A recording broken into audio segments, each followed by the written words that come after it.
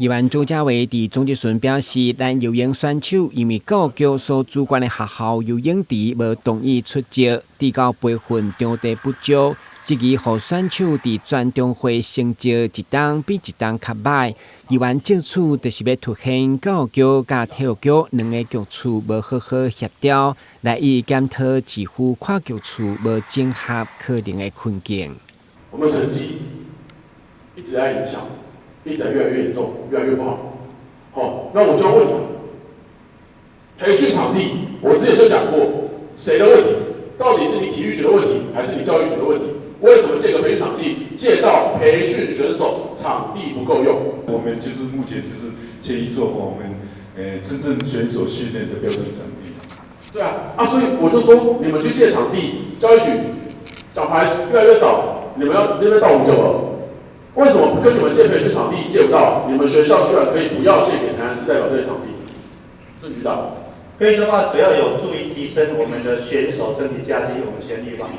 另外，包括台南4摆宣传行销，除了规模上大的台湾电会以外，后续包括文化博览会、台湾设计展等等的宣传，到底是文化局、新闻处还是台南4摆专案办公处的职责？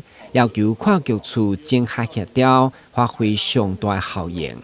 我们4摆专案办公室到底它的宣传是4摆专案办公室自己在做，还是靠新闻处在做？所以呢，麻烦两边要联系好。台南后面的活动，你宣传量能要足够。如果你宣传量能不足够，到圣诞节大家只记得台湾灯会，什么都忘了。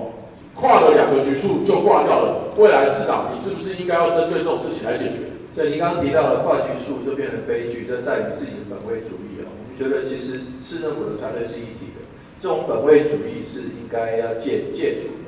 那尤其刚4摆这个台湾灯会，事实上也是跨局处的，他们可以 work 很好。那这个部分也没有道理说自己还要自己在那。议员烦恼市府无跨局处，也包括病院照顾服务员的人头被借挂伫私人长期照顾机构，却无查核议案，要求负责照顾服务员资格社会局，甲负责病院的卫生局爱协调重视。台南新闻阮子林英光采访报道。